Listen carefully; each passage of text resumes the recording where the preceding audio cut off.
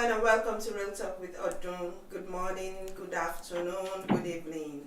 Like I always say, we like saying hello to everyone, everywhere.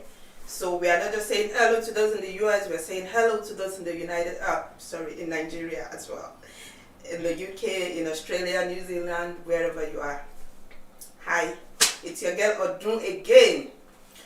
So I'm always excited to sit here and to talk with women from all walks of life. We've brought lots and lots of them. We are so excited to have two of our guests from before. They are like family of the show now. You know, they are those people that I said, Pastor Mrs., I need you on the set. And she's like, when? The last time I saw Pastor Tom, I was like, you need to come back. She said, whenever you're ready, I'm ready. And when I said, we need you back, she said, yeah, I'll be there. Even though I know she has other engagements, but she was like, I'm just going to come. And I am so grateful for that. Thank you, Pastor Tom. And our other returning guest is Pastor Tom, Pastor Mori Oshumakide Pimo. I'm used to calling her Pastor Mori Oshumakide, but she'll be like, I'm Pimo. So we are also excited to have Pimo join us again this afternoon. She's also a returning guest. She was here, I think the second episode. Yeah? So welcome, Pastor Mori Pimo. Oh, Jesus. I hope I will stick to Pimo. It's okay. Thank Pimo, you. thank you for joining us again today. So that's just a brief introduction. I'm still going to do the introduction because today, as you all know, we are doing questions. You know, you guys sent in a lot of questions, and it's amazing because the bulk of the questions we got was centered around sex. Which means there's a lot of things going on in the other room. Okay, the other room. You know, it means there's a lot of issue going on in the other room that we will try to, at least, I had to actually unpick some of the ones I took because there was a lot of this, that. I'll have to run out of my marriage. She is asking for too much, is this, is that. But I was able to select some questions personally because I took like a bulk and like pick in each segment so that we can manage our time. We have a short time today. Both of my guests have to be here for 1 hour. You know, after 1 hour they are gone. So straight to the point. Like I said, Pastor Tom Faguba is the First Lady of RCCG Dominion Chapel, Houston, Texas. She's a well-decorated engineering and IT professional. She has a successful 25 years career in oil and gas. She looks it. You see all those engineers, they always have that staunch look. But Pastor Tom is so approachable, funny enough. Oh Even though when you see her, you're like, oh, I can't talk to her. But then when you start talking to her, she's so approachable. And we love you for that, man. Like I said, she's a naturally talented and creative designer. She runs Enclante, a contemporary interior design firm. She has the art to empower the next generation. She's very encouraging because with who she is, imagine my little sister just walking up to her and saying, Pastor Tom, and she's like, yeah, I'll come. That's because she's passionate about we, the younger ones, you know, surpassing her, I would say. And she's a pastor. She inspires young women to fulfill their God-divine purpose at every stage of life. She's an avid believer in excellence, a practical and dynamic teacher of the word, and she has ministered at several women conferences within and outside the United States of America. She has been married to Pastor Bayo, a college sweetheart, for 25 years, and they are blessed with 3 amazing sons. Welcome once again, Pastor Tom. We are rolling the drum. Thank you so much for having me. Thank you, ma'am. Thank you for always. You are very encouraging. I'm not saying that because we are on here. I'm saying that because I recently someone told me you need to tell people what they mean when you can see them. So thank you so much. It's encouraging that you can. She called me yesterday. She called me this morning. She said, and that means a lot to me. That means so much. Thank you, ma'am. Thank you. All right, Pimo. I'm getting it right. Pastor Mori Oshumakinde, fondly known as Pimo, is an inspiring and resourceful woman. She is motivated by the Spirit and the Word of God to effectively and strategically influence both men and women of every cadre to understand, acknowledge, and appreciate their God-given assignments. She is currently the serving president of Babes Redefine, our own PR. Okay, I don't know why some women don't know what BR is, because BR is like the first Christian group on Facebook. First all women group on Facebook. It's been, I can't even remember. And funny enough, when I think about this thing, I laugh. I was actually the first member on BR before my sister. My sister came and took over, became a zonal coordinator and all that. But me, I was just sitting in my small corner. It's recently that I started talking anyway. But we are getting there. So Pimo is the founder of BR, like I said, before Finn, before Life, before all those other groups of BR on Facebook. BR has been in existence, yes. It's been a while. She's also the head pastor of the Baptizing Church TBC out of Zion, Lagos. She has been able to do this, through the ministry of the word, prayer, practical and ethical approaches and solutions to life's challenges, and has reached over 85,000 women. Like I said, BR is all over. There's practically no country you will get to that you won't see a babes. We call ourselves babes. Yes, that you won't see a babes. Awesome. So yeah, she's a certified customer service facilitator and coach, an entrepreneur and CEO of Epic Proactive Company and Jasmine Company. She's the convener of the Leading Women Conference, a conference aimed towards equipping women with the tools required to make them all that God has created them to be. She is also the lead consultant of Be Defined. She's married to Pastor Dele Oshumakide. She's the serving overseer of the Baptizing Church, and they are blessed with 3 amazing children, amazingly. Can you see? 3. She has 3. So, it's like Yoruba will say, they are 2, get 4. Okay. All right. Welcome to the show, people. And thank you for having me. Every time I send you a message like, Pimo, this one when I said, Pimo, I want you to come on the show. So she was like, let me check my schedule. And she came back and said, it's fine. You know, it didn't even take time, which means a lot to me. See, I don't take this thing for granted, because at times, I know some people that I've actually walked up to that I've asked to come on the show, and they'll be like, oh. But I tell them, when my face is known, that is when you will want to come on my show. You know, like, no. But we're getting there. Yes, so from the onset, and it means a lot. It means a lot to me. I appreciate the both of you so much. Thank you. So thank you. They are saying welcome on the show. Welcome, Maz. Welcome, and they all say thanks for the giveaway. Love you. More money. Oh, Jesus. That's another thing. Okay. They are all saying welcome to the show. Yeah, Miosh, thank you, Mrs. Osho. God bless you. Like I said, we don't have time, so straight to it. I think we should just deal with the finances, the one I think is not that serious first. Take that out of the way before we get into the sex stuff, because I said it's I think going through the questions, a lot of marriages are having one issue or the other sexually, and I think we should just deal with the finances, the infidelity out of the way, and then we'll now go to the sex. So I want to start with you, Pastor. So the first one I want us to do is the finances. We know most of the time people are like, we are married, so we both need to have an account. So is it a must for couples to have joint accounts?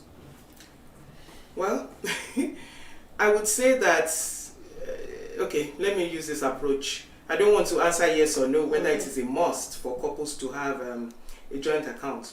But what I would say is that in an ideal Christian marriage, where both of these people are Christians and they love God and they are submitting to one another, they should have a joint account. Everything should be transparent and open and together. Your money should be my money should be your money, it should be our money. That, I believe, is the best approach, the desired approach. But the reality is that we have different types of marriages. We have people in different stages of their marriages. We have people in different stages of their maturity as Christians.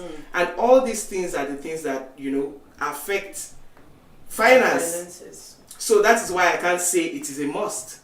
So there will be situations and circumstances where couples would have to, where couples cannot have joint accounts because of the peculiarities of their own marriage. Yeah, that's true. Thank you so much. So, Pastor Pimo, do you agree with what Pastor Tom just said?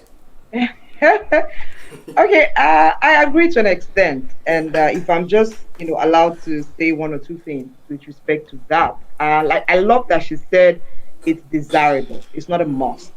We cannot put a blanket on it and say Yeah. that people must have a joint account, and I think that it's okay. It's good for finance management.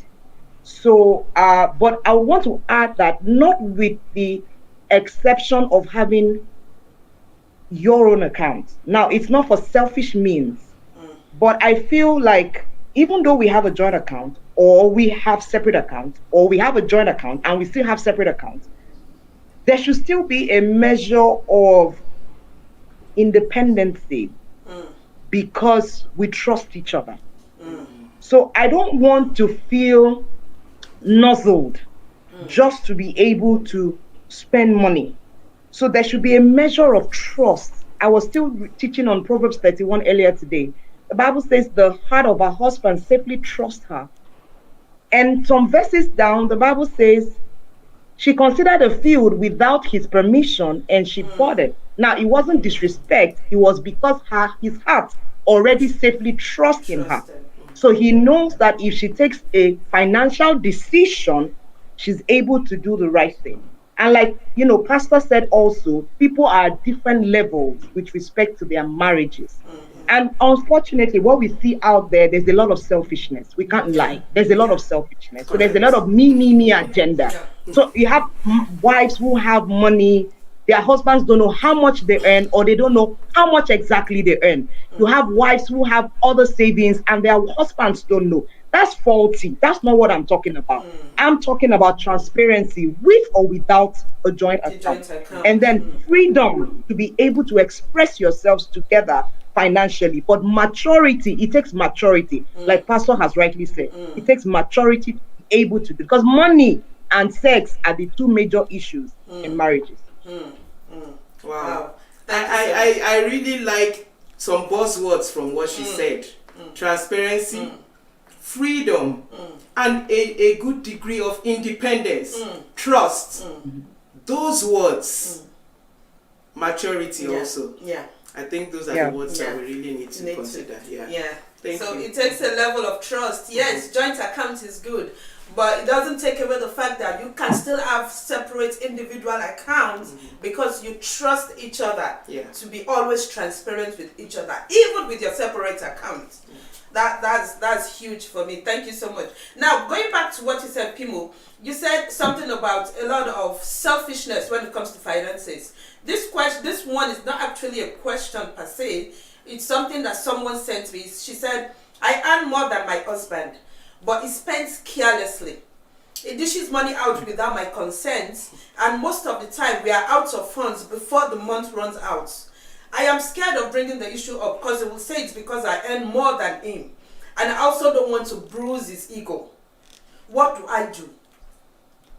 So this goes back to what you said. I just need you to just, if you can say something about that, like give her an advice, because I can see her. She's actually on here now.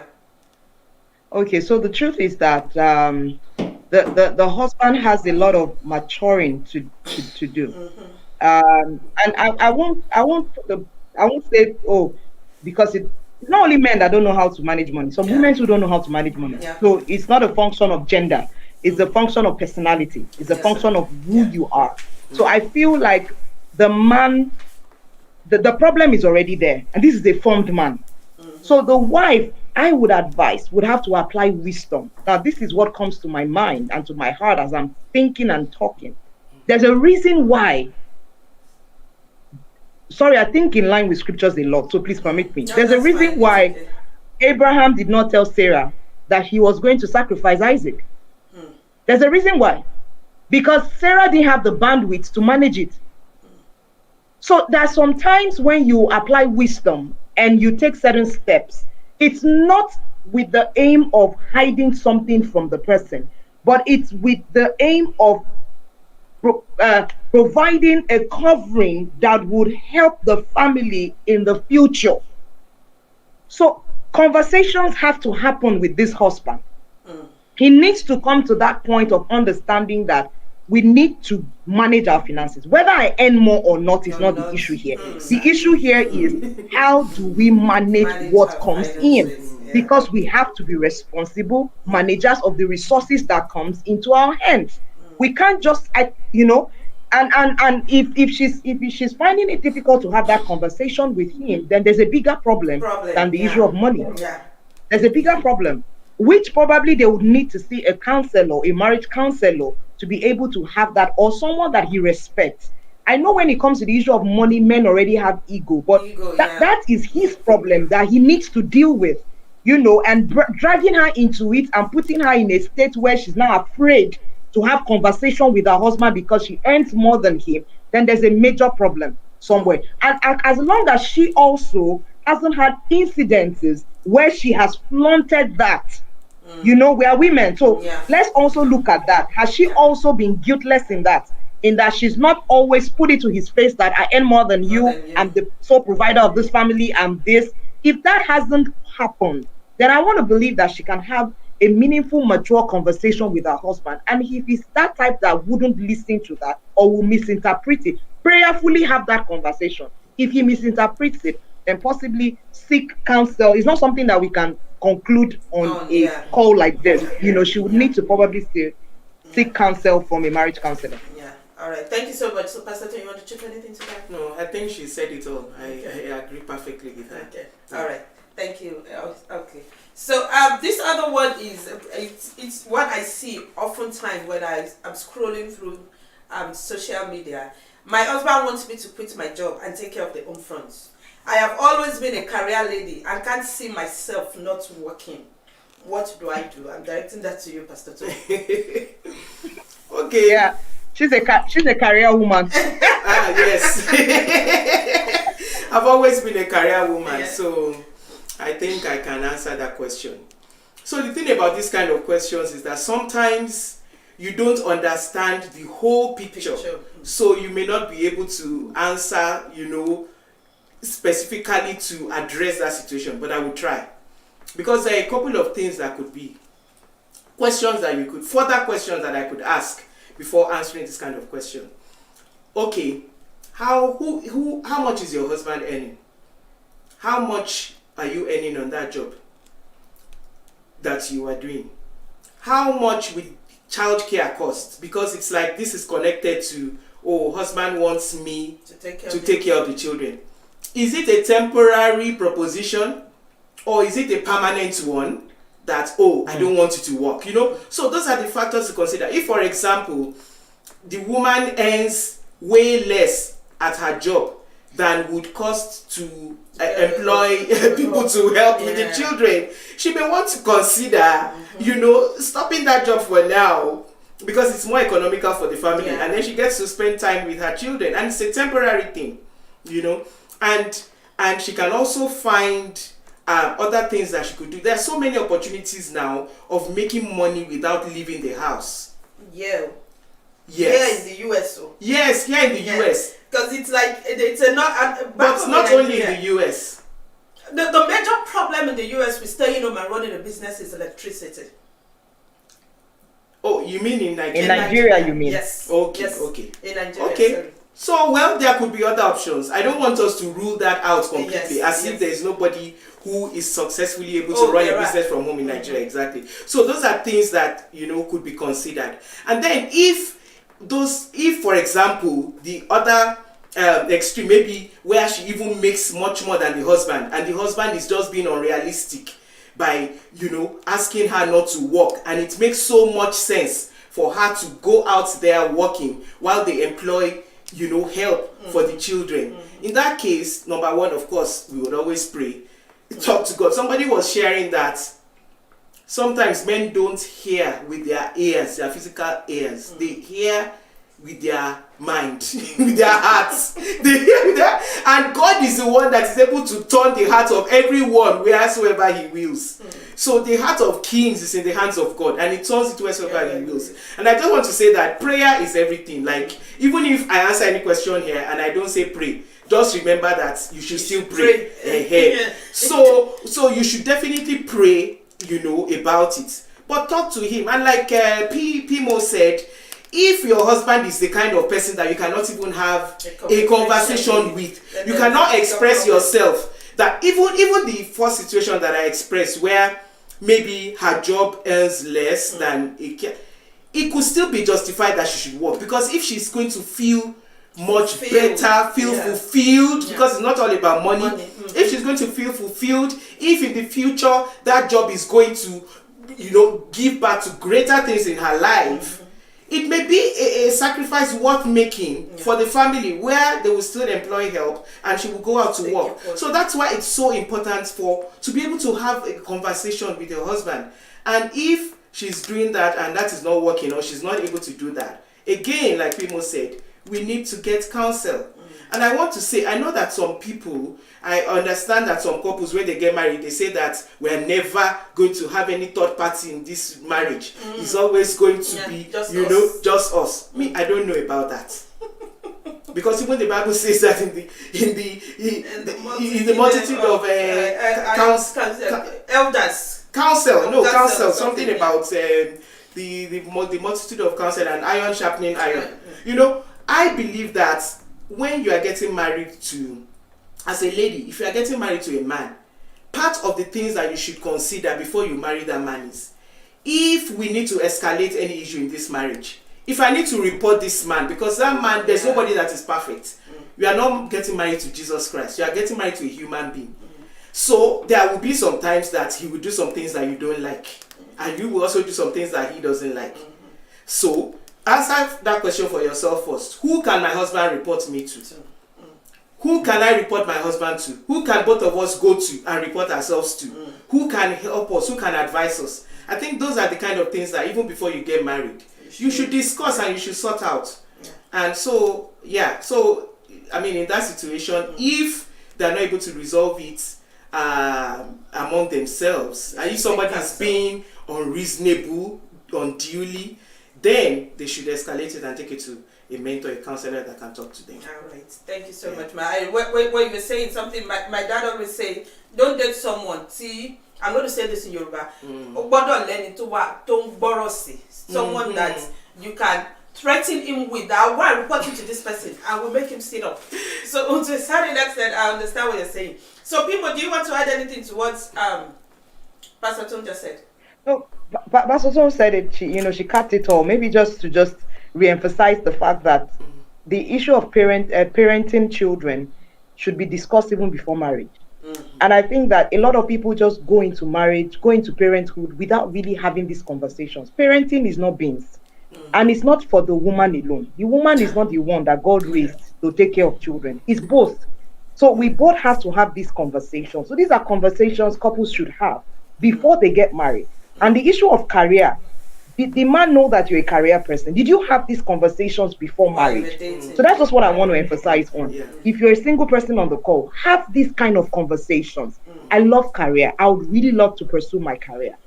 How do we manage the issue of children? Is it okay? At what point do we get help? Are you okay with help? Are let's have those conversations and come to an agreement and possibly seek counsel then.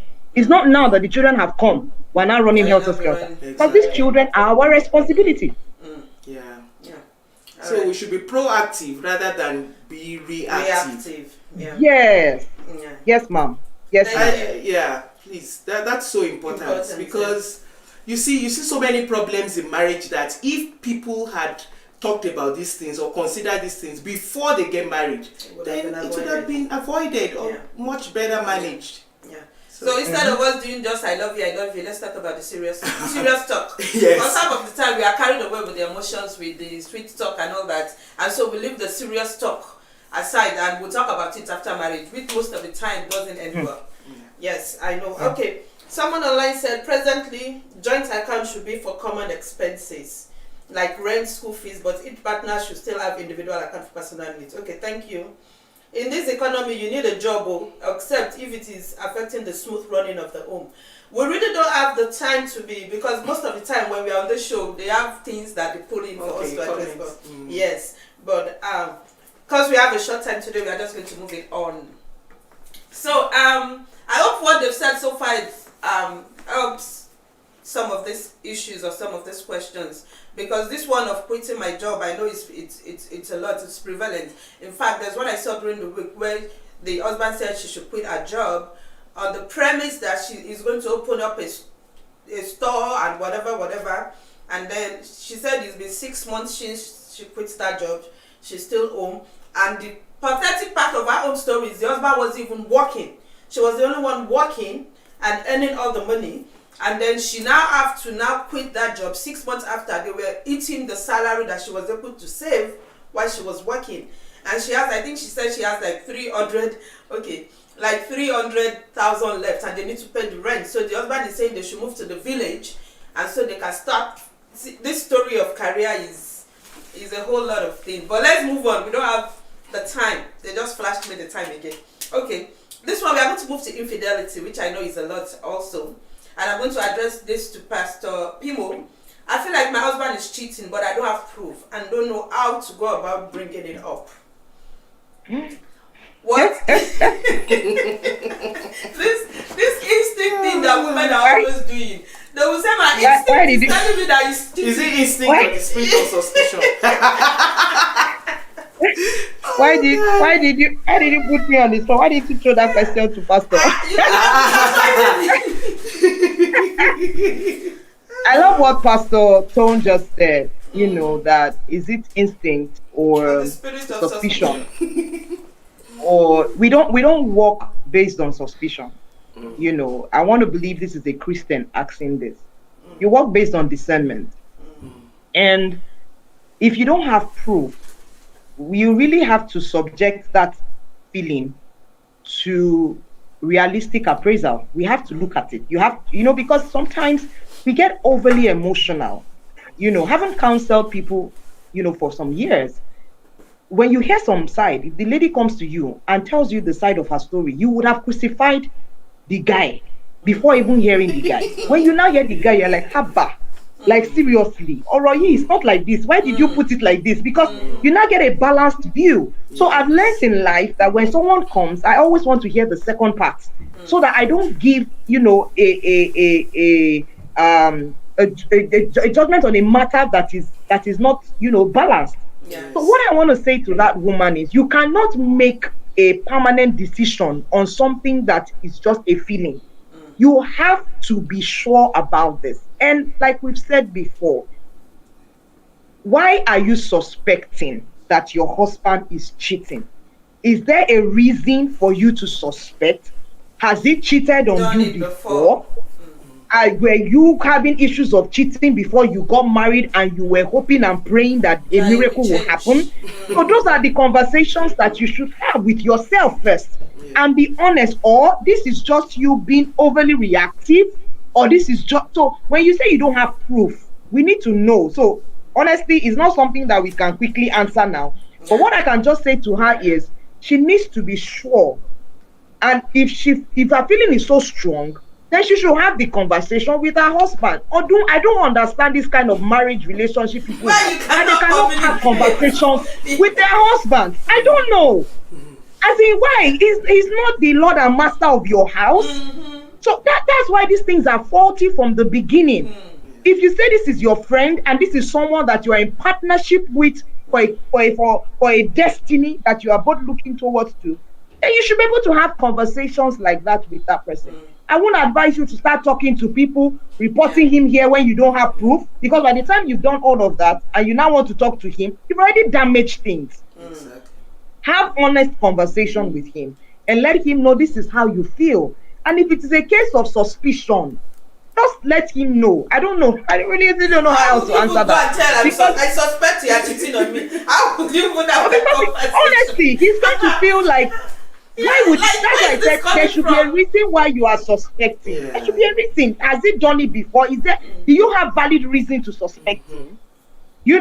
And it's sad, although, that a lot of women are in marriages where there's lack of trust. Yeah. They're living with one eye open, one eye closed. And sometimes also it's based on social media. So it's really not validated. Their suspicion is not validated. It's just maybe one lady said hello to him on they just saw him talking on the phone in a lower voice. Like, do you understand? On the phone and Yeah. So, or maybe a lady commented on his post and said, "Oh, hello, friend," or Yeah. something. They are already Hello, doing dear. monitoring spirits Hello, on the dear. girl. Hello, dear. Why And you using checking it, dear? you know? You just say heart emoji. Yeah. Exactly. Someone The guy said is in it's trouble. insecurity. Someone just said he's being insecure. I don't know. I don't know. Like people said, it's mind blowing when you are in a marriage and you are not secure.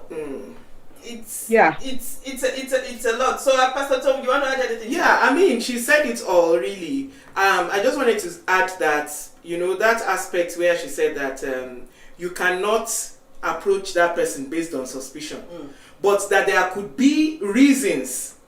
There could be some reasons why the woman is insecure. If the man has cheated on her before, maybe before they were married, or even after they were married, then you can't really blame her for being suspicious. And in that kind of situation, the husband should be ready for that. If he has cheated on her before, you understand? He should be ready for her. He should understand that why she would be suspicious, and he should be more open to her than he has ever been before. But also in the case of the woman, especially if, okay, he has cheated on you before, you've gone over it, you've gone through counseling, you've seen a change of heart, change of mind and everything, you to calm down, you understand. Don't be suspecting every single move of his, because you're just torturing yourself. And if you keep on telling him and harassing him, nobody's going to be happy, nobody's going to have peace. Because like we said earlier on, there are some situations that there is absolutely nothing. But it may look as if there's something, but there's nothing. So don't kill yourself. And of course, the ministry of the Holy Spirit is there for us. Pray that the Holy Spirit will reveal to you. Pray. Yeah, the Holy Spirit would always, as long as you invite any situation in your life, you invite the Holy Spirit, he would always come in. And he will let you know what you need to do. He will let you know. He will just expose the man if the man is actually truly cheating. Yes. That proof that you don't have, you will get it. So, okay. Thank you both so much. Basically, I think a lot of women can be paranoid when it comes to my husband. Yeah. Don't say hi to I'm not talking to that person. Why are you talking to the person? I'm not smiling with that person. Why are you smiling with the person? We put a lot of stress on ourselves just because we want to keep a man. And this is me saying this. If you are married to a philandering man, your problem is different. It's true. Your problem is different because I'm a Nigerian. I know what we do in Nigeria. How we say even if it's cheating. I actually saw someone very popular in Nigeria saying during the week that I can never leave my husband even if I know he's cheating. Fine. We want to stay there and patch it up and so we go the extra mile to put ourselves under this pressure of who is he talking to? Why is he looking at that girl like that? Why is he smiling at that girl? And even though when there is nothing, but because it's this culture that they fed for a very long time, that you cannot see a faithful man, so women tend to overreact when it comes to things that should not be reacting about. I always say something. One of the things my ex complained about is the fact that when I see him talking to women, I'm not like, who is that? And I'm like, I will just kill myself. I can't para before what now? Who is that? Who are you talking to? Who are you talking to? Who is that person? So he's complaining that you're not that's complaining. part of his that I'm not complaining.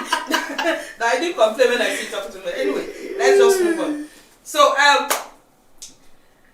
this one is very funny to me when I saw it. Pastor Tongu, I'm directing that to you. She said, myself and my husband don't gist like that. I have this friend at work, a guy, that I gist with and I feel attached to him somehow. In fact, if we don't talk in a day, I miss him and our conversation. Am I cheating? Yes, ma'am. Make it easy. That's what they call emotional cheating.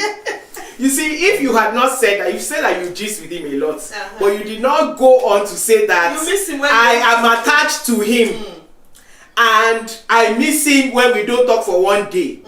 Man, that is very dangerous. It means, you've already said this. You are already attached to him, and that is emotionally. So you're already having an emotional affair with this guy. Well, maybe you haven't yet started saying I love you, and those kind of things, but you already have those feelings for him, and maybe it's even mutual, you know, and so it may be an emotional affair already going on out there, and it's not advisable, honestly. I mean, when you see that you're already getting that close to somebody other than your spouse, and you don't even gist that much with your spouse, you don't enjoy it. You know, there's another person that is now, because at the end of the day, what you now find out is that if you are putting in any effort into having to spend more time with your husband before, to talk more, you will just withdraw that effort because now you found it somewhere else. So that's not healthy.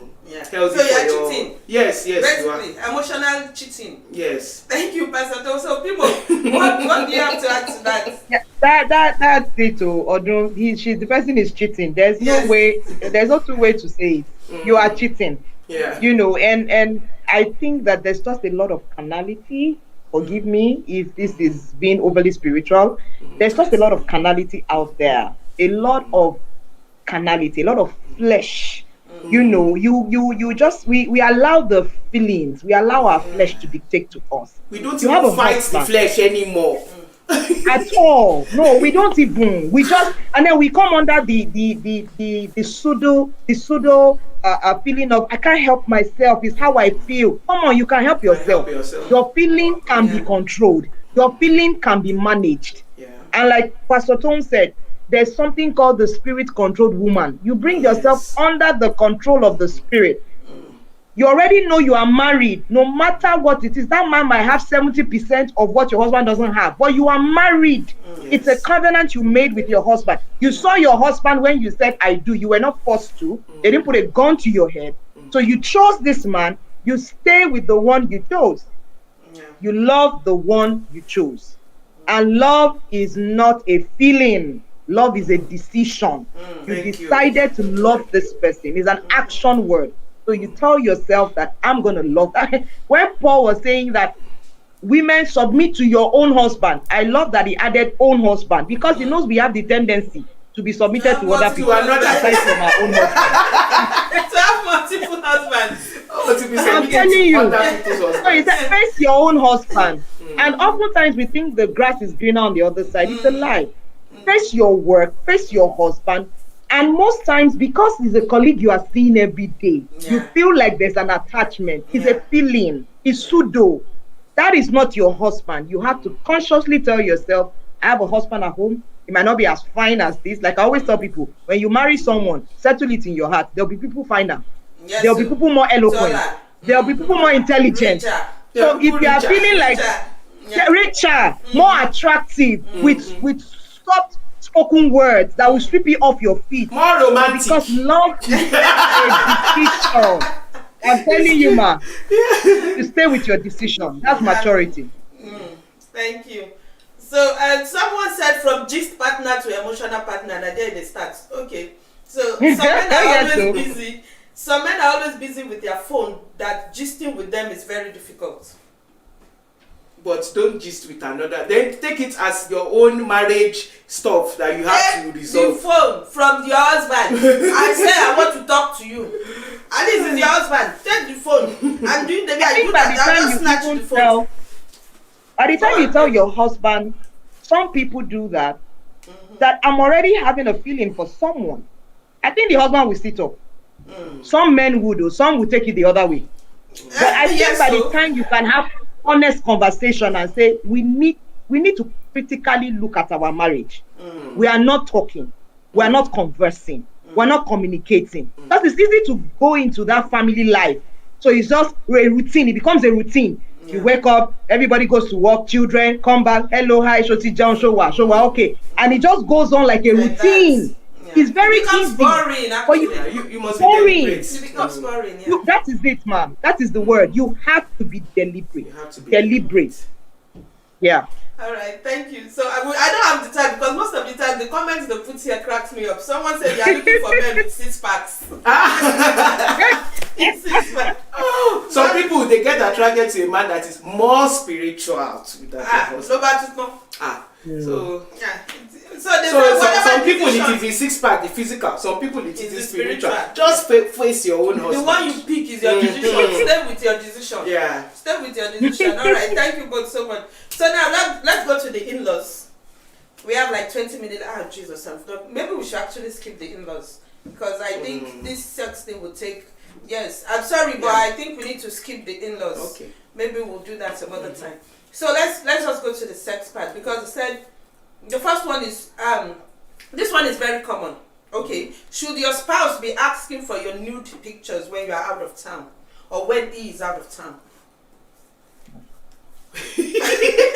Well, I would say he has a right to have your nude picture or anything, and there's no problem with that. But the only thing is that a nude picture is permanent. It's on a mistake can happen. You understand, or something may happen in the future that. The phone got lost or something. Yeah, and then your nude picture is right there. So somebody was telling me, I was actually discussing this with a friend, you know. Actually, you sent this question, and I was asking my friend, what did she think about it? So she said, if anybody is going to send a nude picture, don't put your head there. That there's no problem in sending him nude picture. Let him, at least we know the parts that he really needs.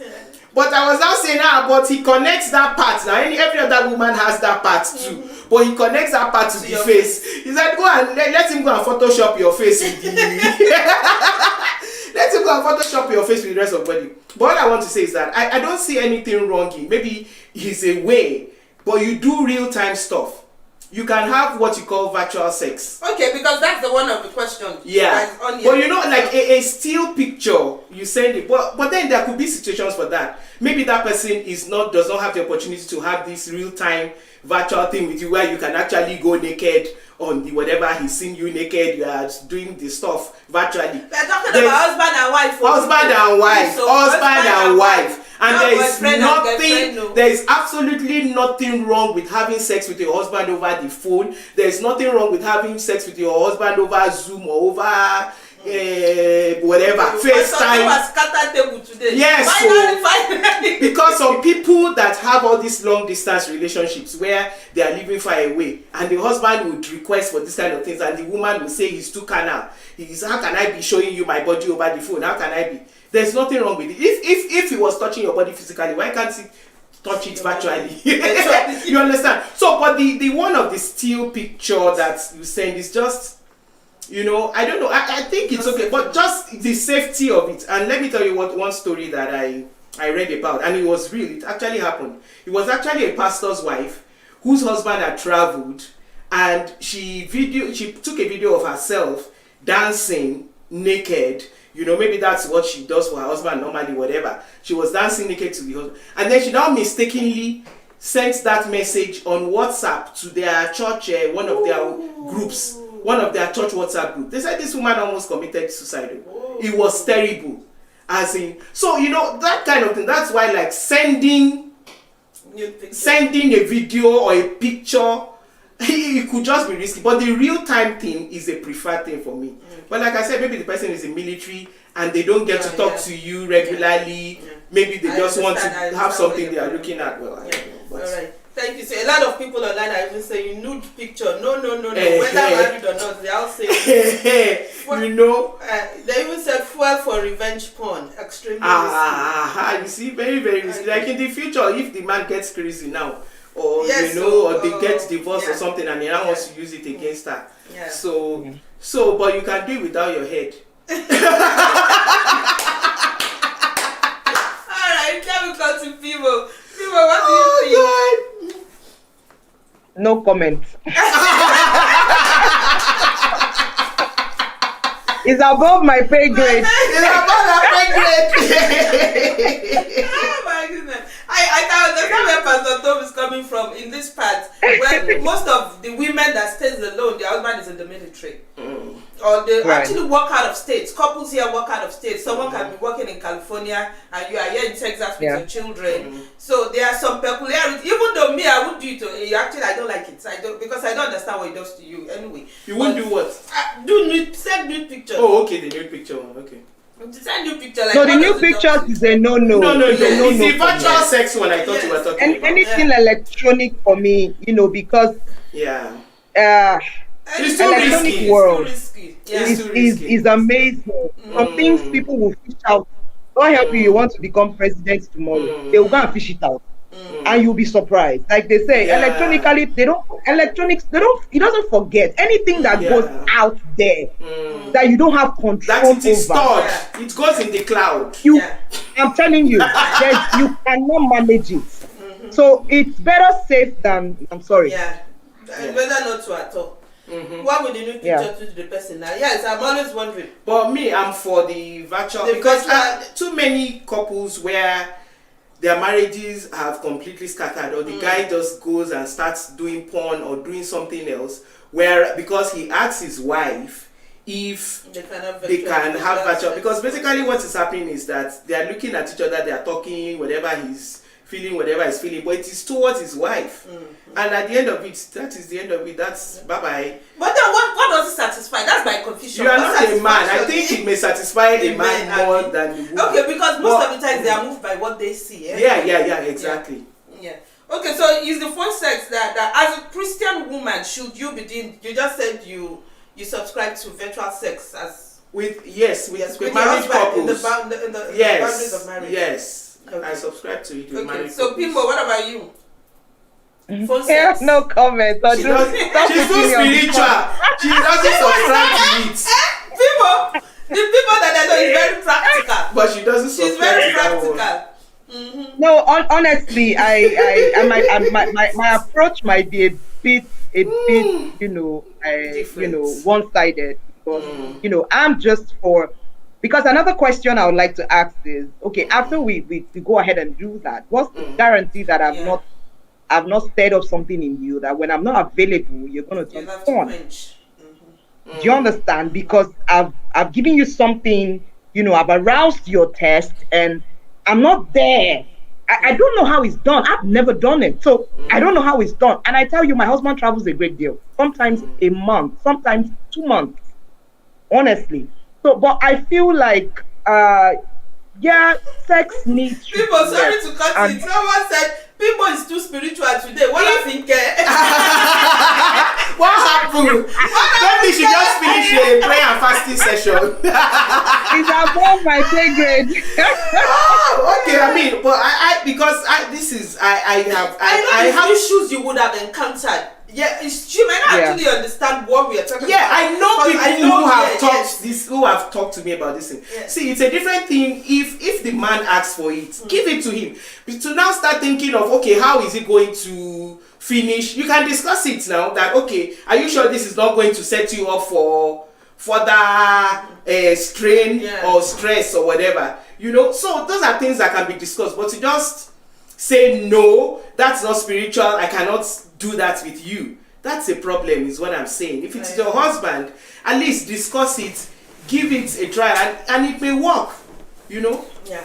At least I know somebody who's and they're even elderly.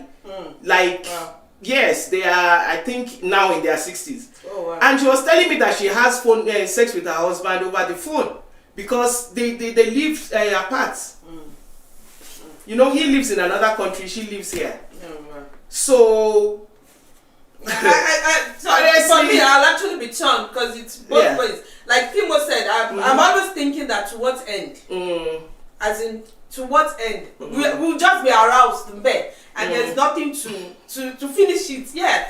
But I don't know. I just will just leave it the way it is for this one. Anyway, so is it a sin for my wife to initiate sex, or is it the job of the man? I'm asking you that, Timo. Okay, this one is funny because when this question came from, there was a time that someone sent me. It was actually a lengthy email that I'm frustrated here. My wife has never initiated sex and I'm feeling as if something is wrong. This is actually a question from a guy. So, as a Christian woman, should you initiate sex, or is it just the job of Adam? Yes, absolutely yes. Because there's no place that says that only the man should initiate it. If you desire your husband, you let him know you desire him. Yes, you let him know you desire him. You can have your ways, of I know sometimes women are a bit shy. Forget all these things we see on social media, especially Christian women. And again, because of the mindset we've had about sex, unfortunately, with Hollywood and Bollywood and all of that. So they've kind of messed up with our minds to think sex has to be in certain ways and all of that. But I think when you get married, both of you sit down, have that conversation. I think there's hardly any man that a woman would go to and say initiate sex that will say no, except the man is extremely tired or something else is happening somewhere. Honestly. So it's a capital yes. There's no rule against it. And there's nothing that says that the woman, there's a level. Man should ask more, woman should not ask more. The woman can be the one asking as much as you want it. You ask, honestly. And for me, I don't think that should be an issue. And I think a lot of men it is an issue because we should address it with women. Yes, when we did the last show we did was actually on sex, and we tried to we attempted this the whole of the whole letter, the mail that the person sent. And a lot of women came out with this. I came back from work, the finances is bad, I'm thinking about what my children will eat, there's no food, and then you want me to be initiating sex. How can I be thinking of how to put food on the table like you are thinking about? So a lot of comments were coming up. It was a very interesting episode where we had that one. A lot of women were like, I'm tired, and I came back, and if you want it, ask for it. Why should I? So it's obviously something that we need to talk to women about, because I don't know where they think it's only the job. It's part of the job description of the man. Because Pastor Tom, what do you think? Oh, I agree. Okay, before you, someone said, Pastor Tom, to do what now? After you see my nude that erection comes start getting back, what next? Go and practice it with your husband, and then you will know how it will end. Unless for this one they said unless the man is tired or his instrument is not working well. Okay. So what do you think about women, Christian women? Because I need to specify that, because the question was that the Christian woman, I don't think I should be initiating sex. You can initiate sex as a Christian woman, and you should initiate sex as a Christian woman. Yeah. When you feel like having sex, initiate sex with your husband. I mean, he may even like possible. Exactly, as often as possible. He may even like. I mean, he will even not. He will like it because it shows that you also desire him. Although I think that a lot of training or conversations needs to happen around that issue of sex, especially with married women, Christian married women, because a lot of times we have the warped idea of it. And that thing you said about the excuses they give, we also have to understand that women, when it comes to sex, our first sexual organ is our brain, our mind. So that woman is thinking, Kosovo, there's no food, there's no money, and you're saying I should initiate. So her mind is working. If her mind is not at peace, it will be difficult to initiate sex, honestly. But then she also needs to bring herself to that point where she needs to talk to her mind and possibly have a routine. So ask it. If your husband doesn't ask for sex in 1 month, you won't ask. Okay, people, let me ask you something, because when you were talking, women, there was a question we tried to deal with then, like the sex for revenge. Like, you didn't give me this, so I'm withholding sex. Should that be happening? Should that be like a yardstick in a marriage? No. Like, we know women, we tend to use it most of the time. Like, okay, I'll catch you in the other room now. It is so wrong, because it is like saying you're a prostitute. It's like saying it is a commodity kind of thing, because that is not what sex between a man and a woman is. If you are not having sex with him because you are so upset, you understand, with what he had done for you, and so your body is not responding, you understand. One will say, but not that you are purposely saying, because he did this and he did that, I'm not going to have sex with him. And even in the first case where I said that maybe because you are kind of upset with him and everything, that's why you are withholding, you don't want to have sex, you still have to think about that, because I would say we should not force ourselves into it, even if, like, I'm angry, I'm not talking to you, but then when we got on the bed, you're bringing your hand. I mean, see, this is what I would say. There will be times, it depends on the level of the anger and the level of the offense. I think that there are some offenses that it's just so grievous that you can't just You understand? But if it is not any serious grievous offense and everything, at the end of the day, by the time he's touching you and everything, you may, I'm not saying that you should sweep that offense under the carpet. You still talk about it, you understand? But it does not stop you from having sex. There are some offenses that shouldn't. Yeah, because I want to hear what people will say. Okay. But what I want to say is that if every single offense, if after every single offense you don't have sex, then your sex life will be so terrible. Yeah. Because I mean, for most couples, you always every now and then you have this thing upsetting you and that one upsetting you. So at the beginning of the thing, you may not feel good, but at the end of the day, you may reach and enjoy it. You understand what I'm saying? You will get to Jerusalem. You will get there. You will be happier than him at the end of the day. So what is the point? And then tomorrow you will go and talk about that offense. That doesn't mean that it's over. Exactly. Time out. Our fight continues. Our fight continues after. Yes, the Abhishek, did you not eat because you were fighting? Okay. Let me people. You can enjoy yourselves and then continue the fight later. I think Pastor Tom actually said it honestly.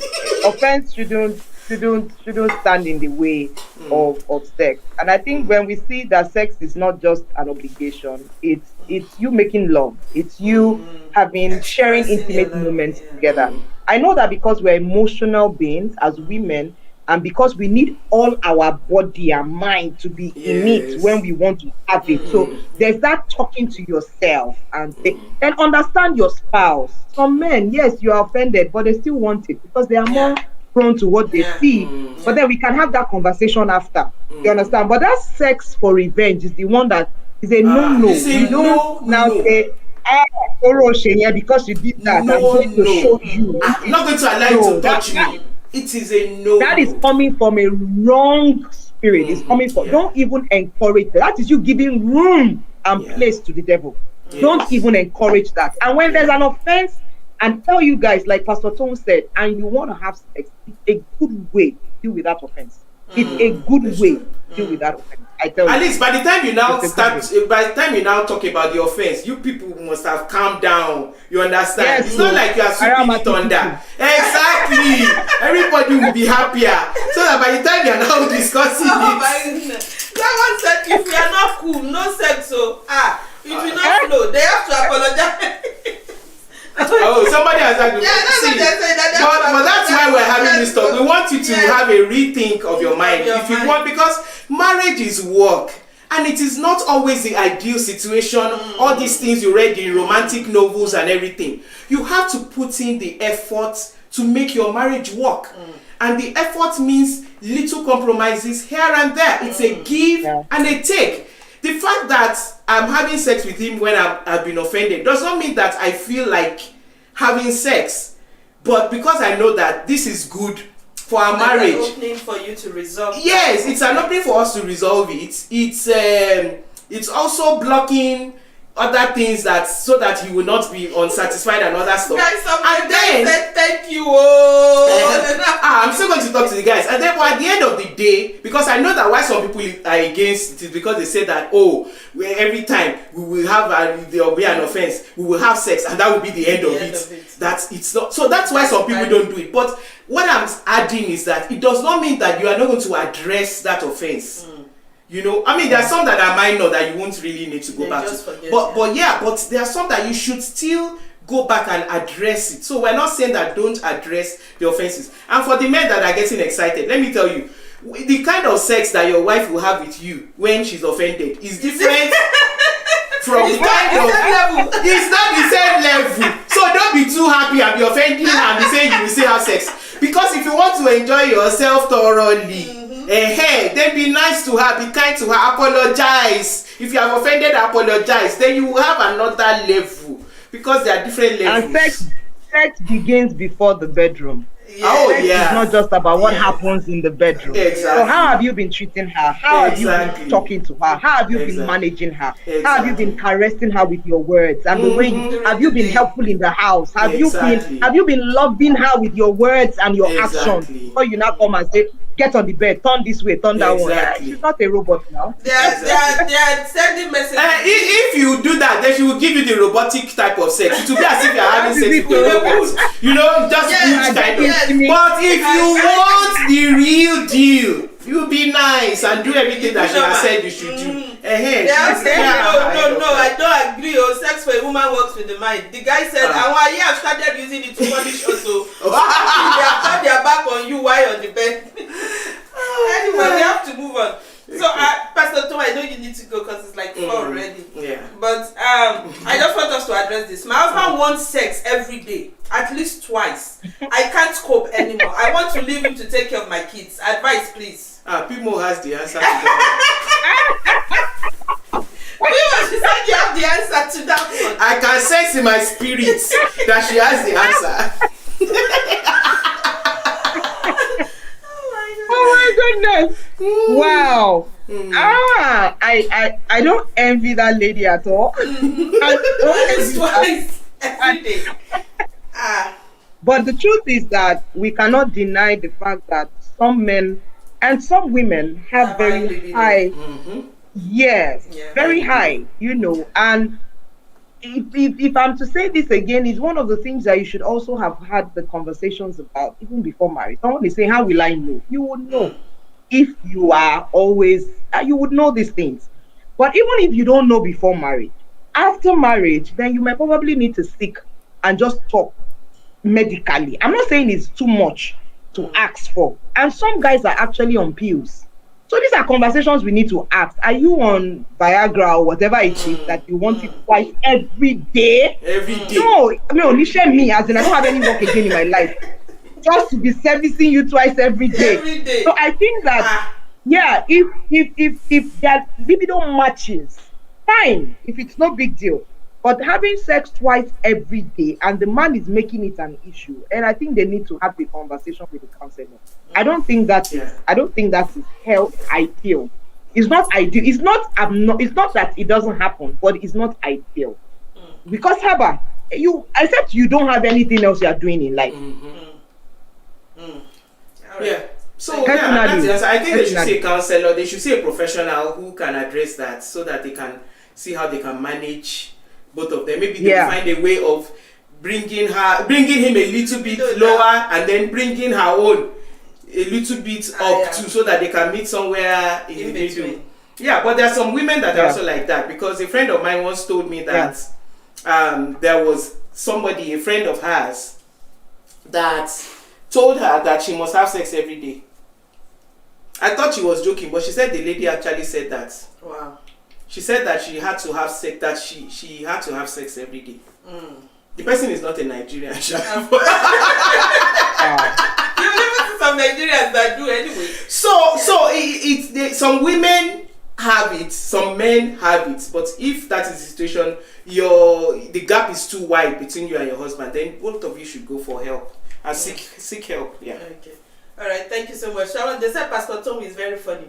Anyway, they are still going back and forth about this sex after quarrel. They should go and have the sex. They are saying exactly, for some of us it's not sex, so it's more emotional. It's love making, and one is addressed. It will be a makeup love making, and it will be sweeter.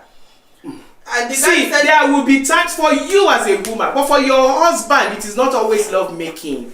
For your husband, many times it is sex, and you have to satisfy each other's. It's like you saying that your husband will say that me, I'm not into all this affection, all this card. I don't like card. It doesn't mean anything to me. And you like card, and you will now, and he will now not buy cards for you, or he will not say I love you. He will not say romantic stuff to you, because to him, it doesn't matter. It doesn't like, So this is what we're talking about, that give and take. And that's why we're having these discussions, that you have to put in the effort to build your marriage.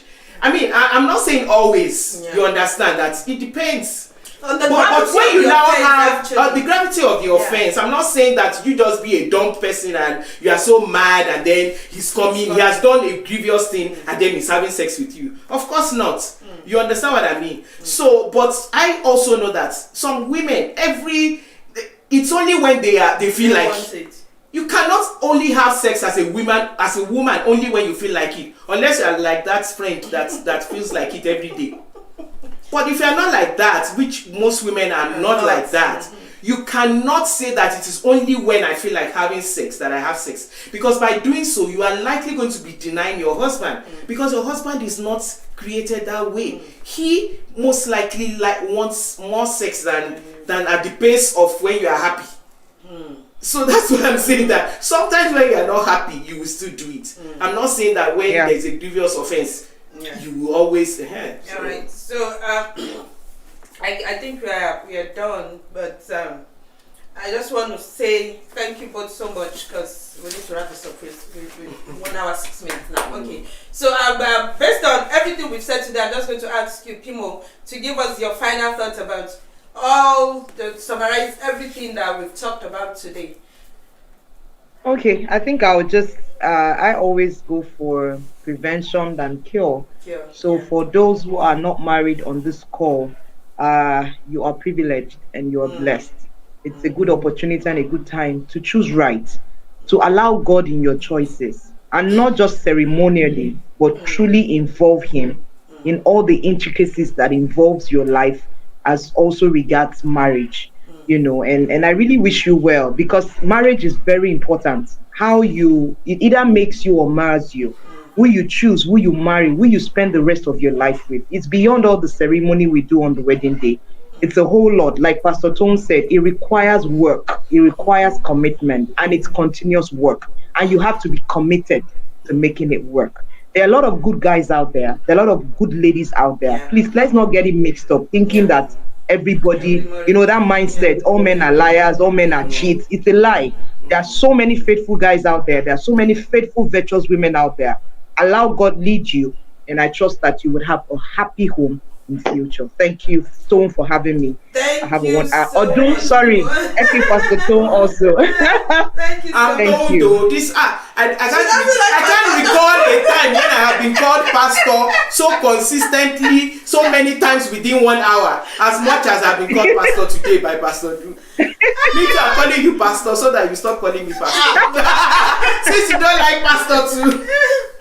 Oh my God. Anyway, so my parting words, that would have been my line of speaking too, because prevention is better than cure. I have a passion, about, talking to young ladies to make the right decision, in marriage. But I'm not going to say that because that's what she's already said. But I just want to say that if you are already married and you are in trouble, please seek help. Honestly, I don't buy into this, we don't want third party. A lot of couples, they wait until it is too late before they eventually ask for help. And for some of them, it's just too late. And those who are saying that we don't want third party, the marriage will deteriorate and it will end up in a divorce, and then the whole world becomes third party. You are trying to avoid one couple, two people to know about your issues. Now the whole world knows, all your colleagues at work, all your people in church, they know now because the marriage couldn't work. But because I believe that many marriages that end up in divorce, not all.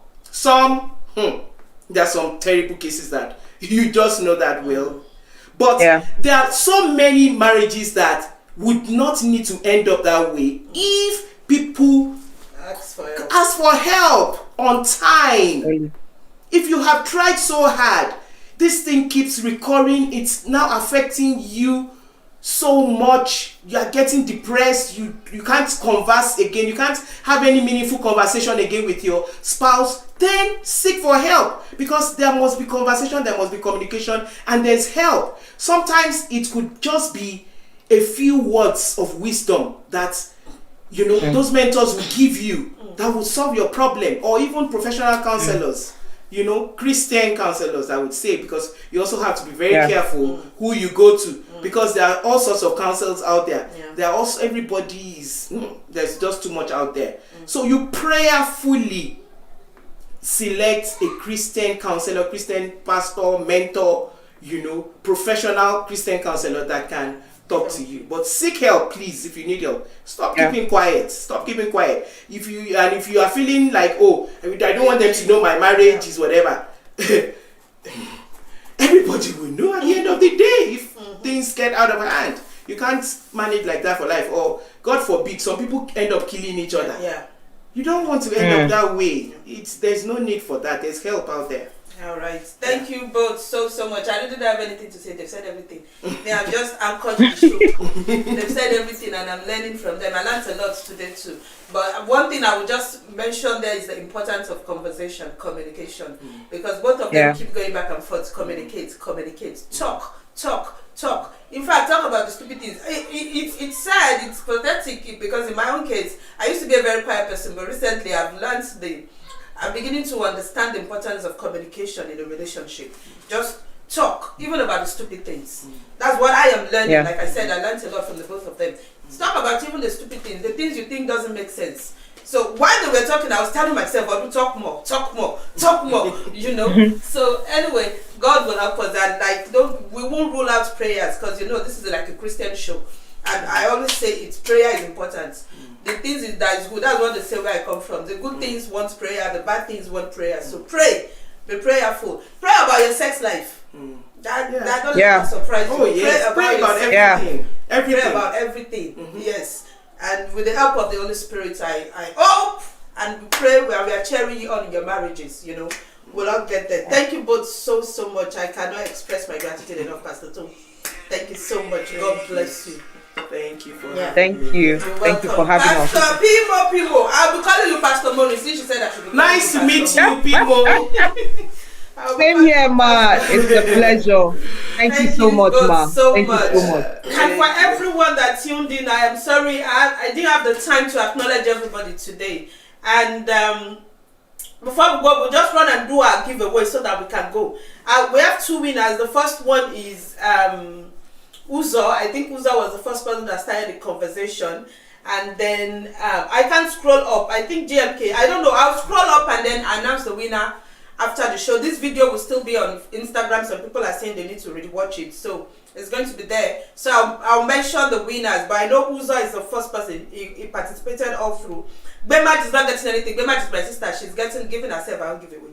So who else? And I think JMK and one other person. Like I said, we'll announce the winner under the video, but we need to go because we are past our 1 hour deadline.